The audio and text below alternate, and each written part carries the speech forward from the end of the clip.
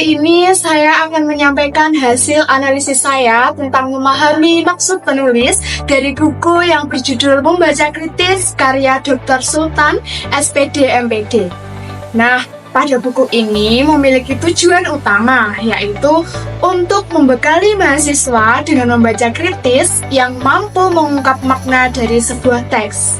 Selain itu, Dr. Sultan juga memiliki beberapa maksud lain. Yang pertama yaitu mendorong kesadaran kritis membaca. Bagaimana sih maksudnya? Jadi maksudnya adalah mendorong kesadaran kritis membaca ini bertujuan untuk membentuk kesadaran kritis mahasiswa agar tidak hanya memahami makna secara umum, tetapi juga paham dengan makna tersiratnya. Dan yang kedua yaitu menghubungkan teks dengan konteks sosial. Dr. Sultan menekankan bahwa pembaca diharapkan dapat merefleksikan teks dalam konteks sosial, budaya, politik, dan ekonomi. Dan yang ketiga, mengembangkan keterampilan berpikir kritis. Penulis berharap kepada mahasiswa untuk meningkatkan keterampilan berpikir kritis meliputi analisis, evaluasi, dan sintesis. Dan yang keempat yaitu menanamkan sikap kritis terhadap media massa. Dr. Sultan ingin membangun kesadaran bahwa berita ataupun konteks yang dipublis oleh media massa tidak netral dan sering memiliki tujuan persuasif atau berlebihan, sehingga hal tersebut dapat memengaruhi pembaca untuk mempercayai hal tersebut. Dan yang kelima yaitu mencapai pembaca yang berdaya. Maksudnya, pembaca tidak mudah dipengaruhi oleh teks yang memiliki maksud tersembunyi.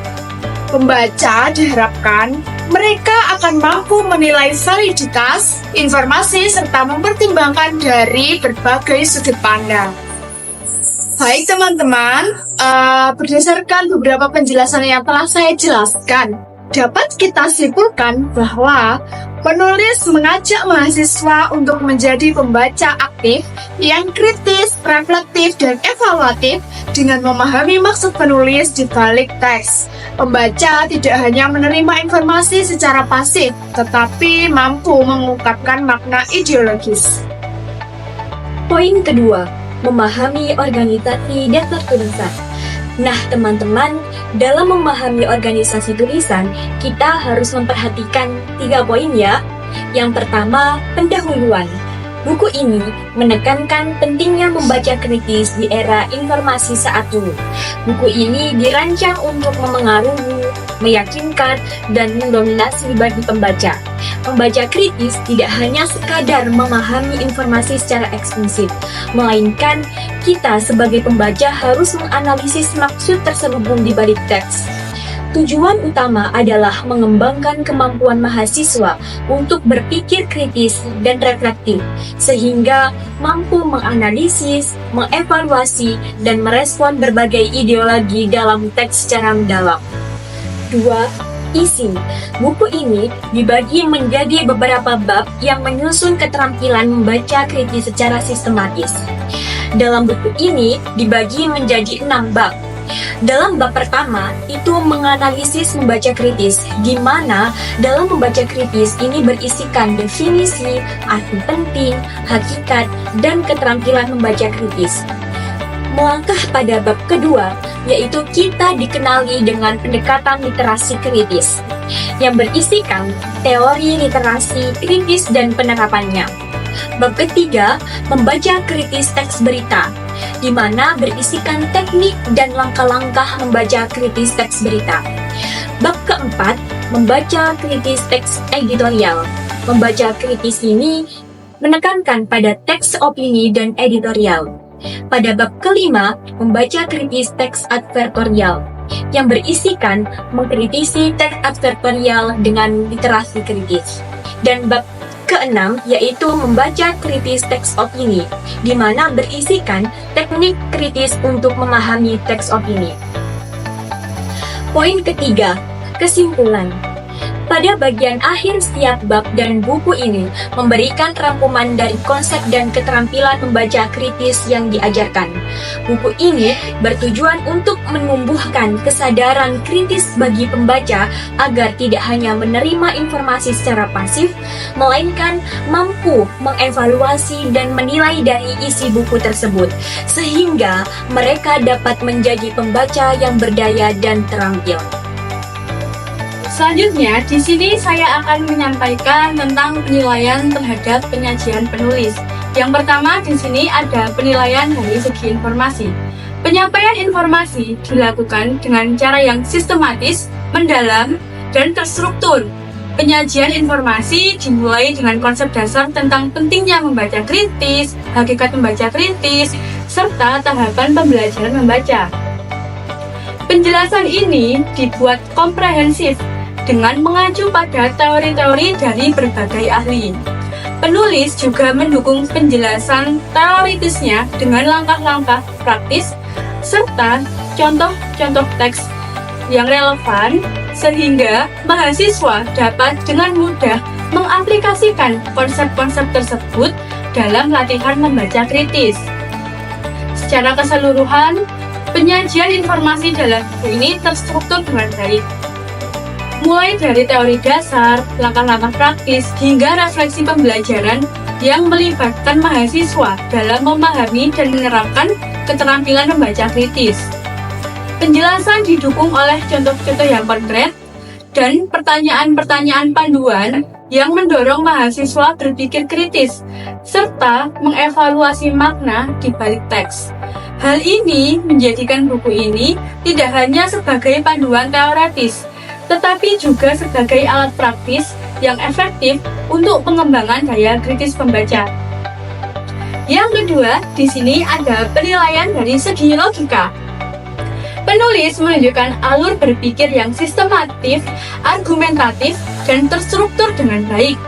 Penulis menyusun argumennya berdasarkan logika progresif, dimulai dari pengenalan konsep dasar, kemudian berlanjut pada pembahasan yang lebih spesifik dan aplikatif, hingga pada tahap implementasi dalam praktik membaca kritis. Penulis membuka pembahasan dengan menjelaskan pentingnya keterampilan membaca kritis dalam konteks kehidupan modern yang dipenuhi oleh informasi. Langkah ini logis karena pembaca terlebih dahulu diperkenalkan pada relevansi dan urgensi topik sebelum masuk ke dalam konsep-konsep inti. Penulis mengaitkan keterampilan membaca kritis dengan kemampuan berpikir tingkat tinggi, menunjukkan hubungan langsung antara membaca kritis dan pengambilan keputusan yang lebih baik dalam kehidupan akademik maupun profesional. Pendekatan ini memperkuat landasan logis dari argumen bahwa membaca kritis adalah keterampilan yang sangat penting. Yang ketiga, di sini ada penilaian dari segi bahasa. Kata-kata yang digunakan jelas dan sistematis, meskipun beberapa bagian mungkin terasa asing bagi pembaca awam. Kalimat-kalimat yang digunakan cenderung panjang dan kompleks, seringkali berisi subordinasi untuk memberikan rincian tambahan atau memperjelas maksud tertentu. Struktur ini efektif dalam menyampaikan informasi yang padat dan mendalam, tetapi pada beberapa bagian bisa terasa berat dan memerlukan perhatian lebih dari pembaca untuk memahami pesan secara utuh. Penulis juga sering menggunakan istilah khusus yang merupakan bagian penting dari tema buku. Istilah ini selalu dijelaskan terlebih dahulu sebelum digunakan lebih lanjut, menunjukkan perhatian penulis terhadap pembaca yang mungkin baru mengenal istilah tersebut. Selain itu, ada upaya untuk menghubungkan konsep abstrak dengan praktik nyata melalui contoh-contoh yang relevan. Tetapi, penjelasan tentang contoh tersebut tetap mempertahankan nada formal dan akademik. Penggunaan kata penghubung dan transisi antar paragraf dilakukan dengan baik, sehingga alur logis antar kalimat terjaga. Yang keempat, di sini ada penilaian dari segi kualifikasi. Penulis memiliki latar belakang akademik yang kuat dan pengalaman yang relevan dalam bidang pendidikan dan literasi kritis. Hal ini tercermin dari penguasaan konsep teoretis yang mendalam, seperti semiotika sosial Halliday dan teori literasi dari Kern yang diintegrasikan dengan hasil penelitiannya. Struktur buku yang sistematis menunjukkan kepekaan penulis terhadap kebutuhan mahasiswa. Penulis juga mampu menghubungkan teori dengan praktik melalui pembahasan tentang berbagai jenis teks media massa, memperkuat relevansi buku dalam konteks akademik dan sosial. Namun, referensi yang lebih terfokus pada perspektif barat dapat dilengkapi dengan pembahasan konteks lokal untuk memperkaya relevansi terhadap pembaca Indonesia. Secara keseluruhan, kualifikasi penulis sangat memadai dengan kredibilitas akademik yang tercermin dalam isi buku. Buku ini menjadi panduan yang berbobot, meskipun masih ada peluang untuk memperluas cakupan perspektif lokal. Yang kelima atau yang terakhir di sini ada penilaian mengenai sumber informasi. Buku membaca kritis ini didukung oleh referensi yang kuat, beragam, dan relevan dalam bidang literasi kritis, membaca, serta teori pendidikan.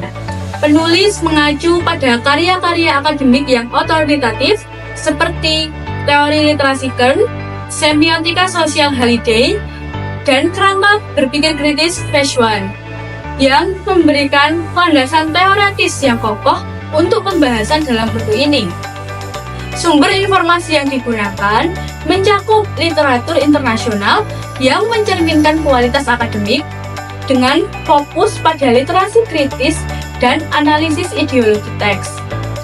Referensi dari ahli seperti Verkov dan Priagni memperkuat hubungan antara teks, ideologi, dan konteks sosial sehingga mendukung relevansi buku ini dalam menganalisis dominasi dan hegemoni melalui bahasa. Namun, sebagian besar referensi yang digunakan berasal dari perspektif barat, dengan minimnya rujukan pada studi lokal atau regional. Hal ini menjadi kelemahan dalam memberikan konteks yang lebih spesifik dan relevan bagi pembaca Indonesia, terutama dalam analisis teks media massa yang memiliki karakteristik unik di Indonesia. Secara keseluruhan, sumber informasi yang digunakan menunjukkan kualitas akademik yang tinggi dan relevansi global. Namun, buku ini dapat lebih kaya dengan kontekstual dengan menambahkan rujukan lokal yang mencerminkan dinamika literasi kritis di Indonesia. Cara menerapkan prinsip membaca kritis sehari-hari pada buku Membaca Kritis karya Dr. Sultan SPD MPT dengan pendekatan literasi kritis dapat dimulai dengan beberapa langkah sederhana namun efektif seperti 1. Memahami tujuan buku. Kita bisa membaca bagian pengantar atau daftar isi buku Membaca Kritis karya Dr. Sultan untuk mengetahui apa saja yang akan kita pelajari dalam buku tersebut. Dan membaca jika buku ini dibuat dengan tujuan mengajarkan cara agar kita bisa membaca teks dengan kritis agar bisa lebih teliti. Nomor 2, lihat susunan buku. Memperhatikan bagaimana buku ini dibagi menjadi bab dan subbab agar lebih mudah memahami isinya. Dengan cara mengecek daftar isi dan melihat apakah buku ini dimulai dari pengertian membaca kritis lalu dilanjutkan dengan langkah-langkah dan contoh penerapannya dalam sehari-hari. Nomor 3, memahami isi buku secara mendalam. Mencoba memahami konsep yang dijelaskan di setiap bagian buku dengan seksama. Jika ada istilah yang sulit, maka tugas kita untuk mencari tahu artinya. Seperti saat membaca bab tentang bias dalam teks, kita memperhatikan definisi bias itu lalu melihat contoh-contoh yang diberikan oleh penulis. 4. Mengecek apakah penjelasan jelas dan kredibel. Mengevaluasi apakah penulis menjelaskan dengan jelas dan menggunakan sumber yang dapat dipercaya dengan memperhatikan daftar referensi untuk melihat apakah penjelasan didukung oleh penelitian atau teori dari ahli lain. Nomor 5. Cari tahu sudut pandang penulis. Mengidentifikasikan sudut pandang atau pendapat penulis dalam buku tersebut.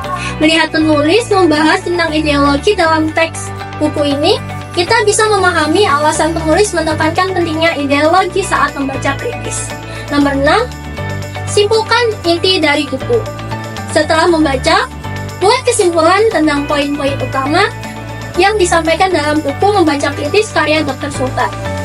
Kita bisa menyimpulkan bahwa membaca kritis membantu kita membongkar maksud tersembunyi di balik teks dan menghindari informasi yang menyesatkan. Nomor 7, refleksi dan praktikkan. Memikirkan bagaimana prinsip membaca kritis buku ini bisa kita gunakan dalam kehidupan sehari-hari dengan mencoba menerapkan prinsip membaca kritis saat melihat berita online, seperti memeriksa sumber dan mengevaluasi kebenaran informasinya. Di sini, saya akan menyampaikan tentang analisis membaca kritis mengenai meningkatkan minat baca. Dengan membaca buku ini yang berisikan tentang informasi dan pengetahuan bagi pembaca, terutama bagi pelajar, mengenai pemahaman membaca kritis teks berita, membaca kritis editorial, membaca kritis teks aktorial, dan membaca kritis teks opini. Dengan kemampuan menganalisis buku ini, pembaca dapat mengetahui maksud dan tujuan penulis, serta pembaca dapat memilih informasi yang dibutuhkan, sehingga dapat meningkatkan minat baca bagi pembaca. Memahami prinsip-prinsip pemilihan bahan bacaan. Dalam memahami prinsip-prinsip pemilihan bahan bacaan, terdapat 4 poin. Yang pertama, relevansi dengan tujuan membaca.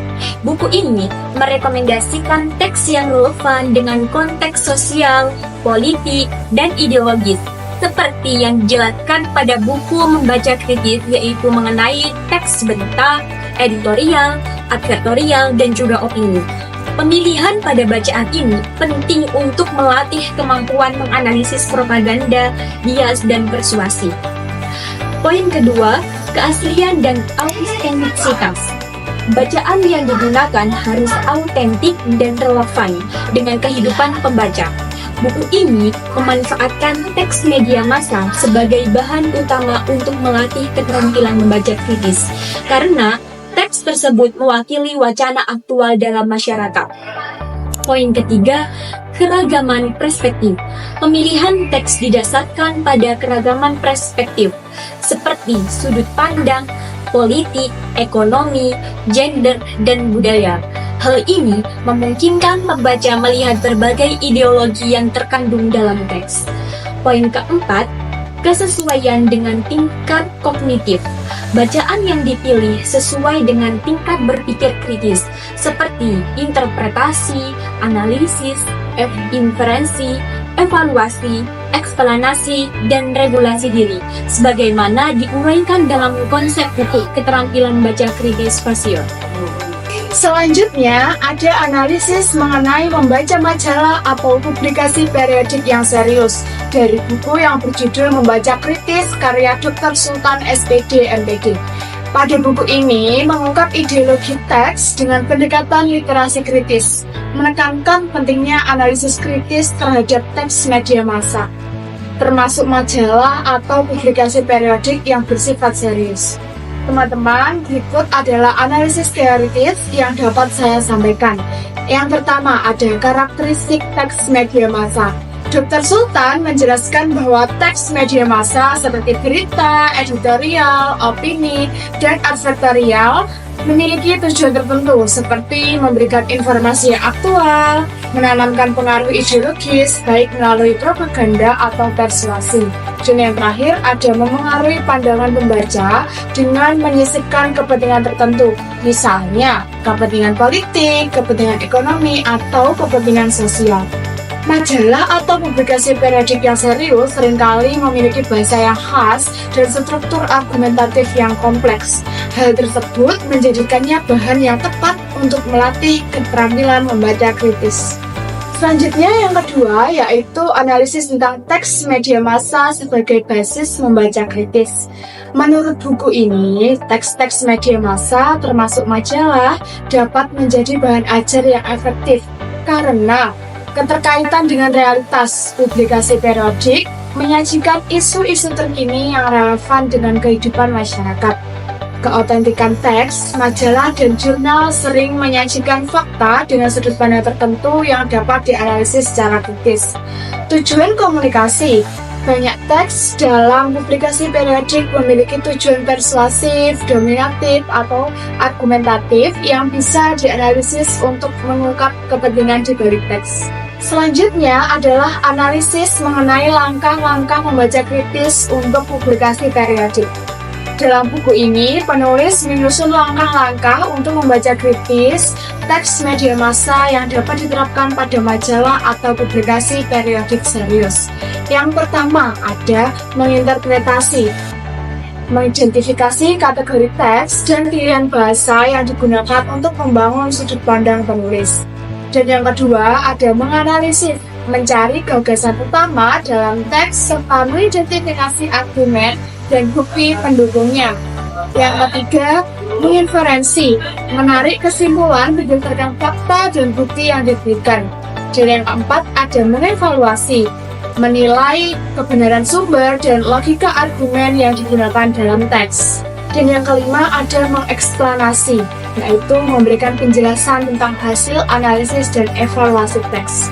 Yang keenam, ada meregulasi diri, merefleksikan pemahaman pribadi dan sikap kritis terhadap teks yang dibaca.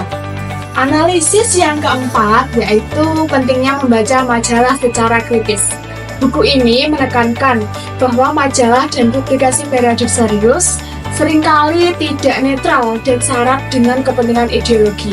Oleh karena itu, pembaca harus mempertanyakan kebenaran atau kepentingan tersembunyi yang mungkin ada di balik penyajian informasi. Kemudian, aktivitas membaca kritis membantu pembaca untuk aktif dan mampu membangun interpretasi alternatif.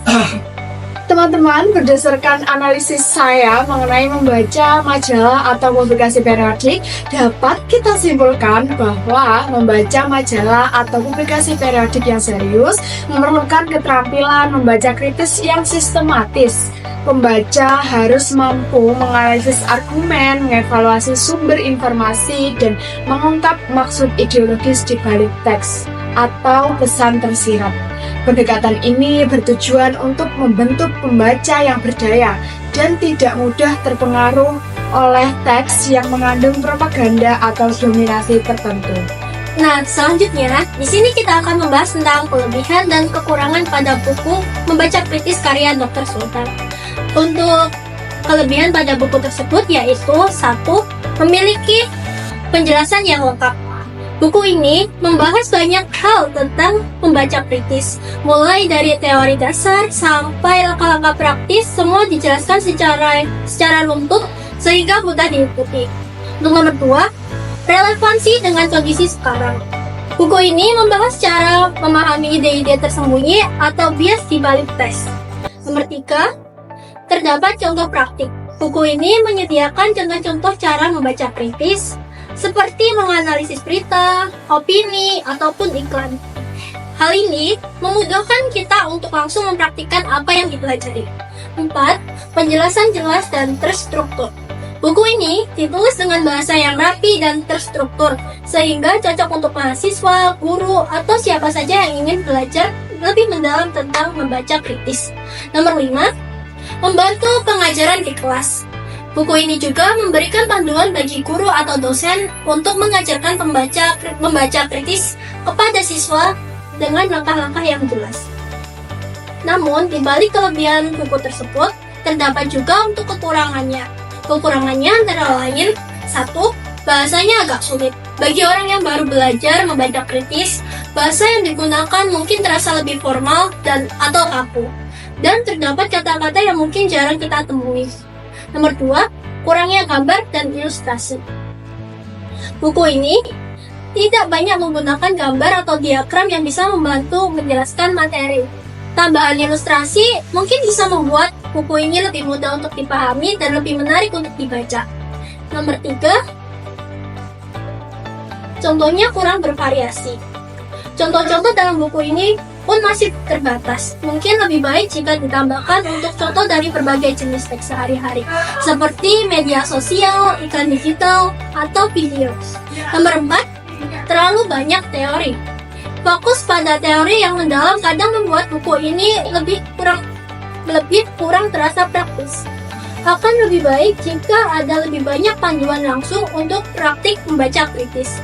Jadi, kesimpulan untuk buku itu untuk kekurangan dan kelebihannya, buku ini cocok untuk mahasiswa, guru, dan orang yang ingin belajar membaca kritis secara mendalam.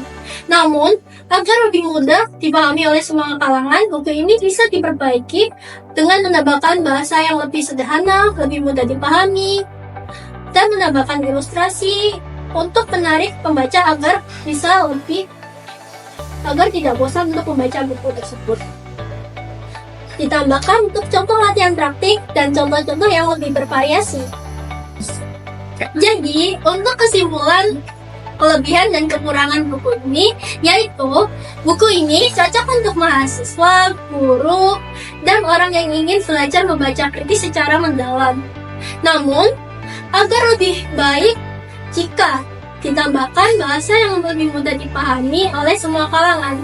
Buku ini juga bisa ditambahkan untuk ilustrasi agar menarik pembaca agar lebih lama dan tidak bosan membaca buku tersebut. Ditambahkan juga untuk latihan praktik dan contoh-contoh yang lebih bervariasi.